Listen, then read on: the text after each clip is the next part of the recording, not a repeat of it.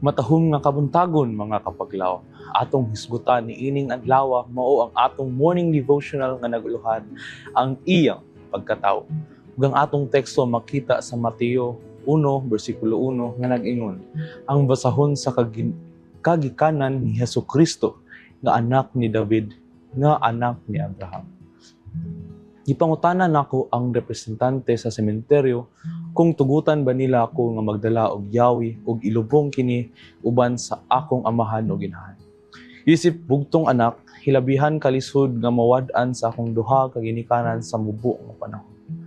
Sa diha nga gibuksan ang dapit aron ibutang ang mga patayng lawas sa akong amahan sunod sa akong inahan, gibutang nako ang yawi sa ilang lubnganan.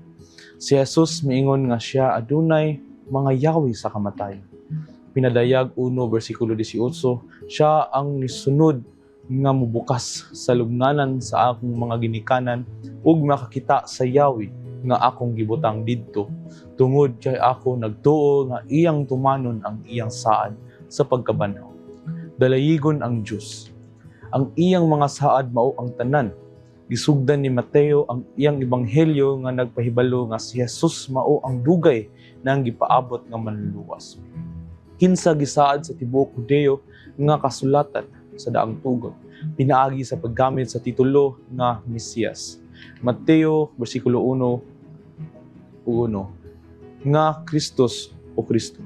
Sa Grego og nagpasabot kini ang dinihog. Si Mateo nagpahinumdum kanato nga si Jesus miabot ingon nga katumanan sa mga saad sa pakigsaad sa Dios. Kini nga teolohikal nga titulo ni Jesus ingon nga gipaabot nga dinihog makita sa daghang mga higayon niini nga ebanghelyo.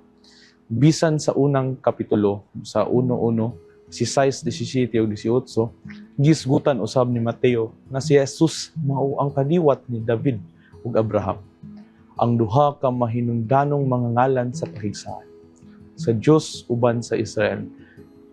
2 Samuel bersikulo 7 ug 16. Ang uban sa tanang nasuran sa yuta sa Henesis 12:3, gisubli niya ang duha ka mga mahinungdanong ngalan, David ug Abraham.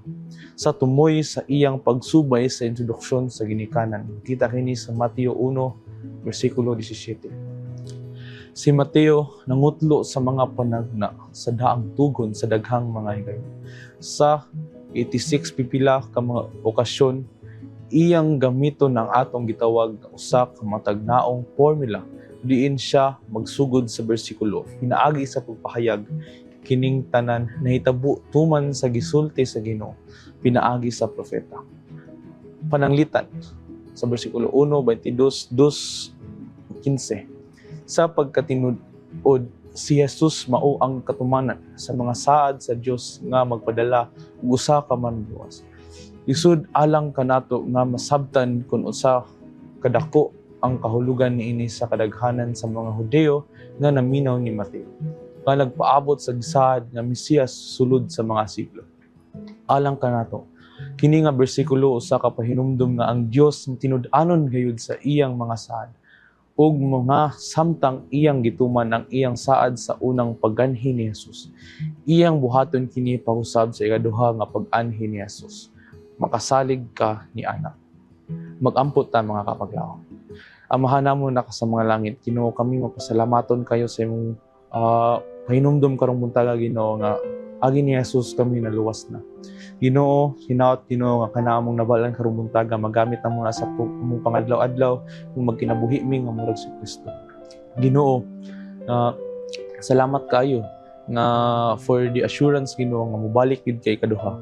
Ug pinaagi ana imong kuhaon ug imong dalon sa ikaduha sa imong bag-o nga balay. Ginoo, pasaylo mi sa mga sala. In Jesus' name I pray. Amen.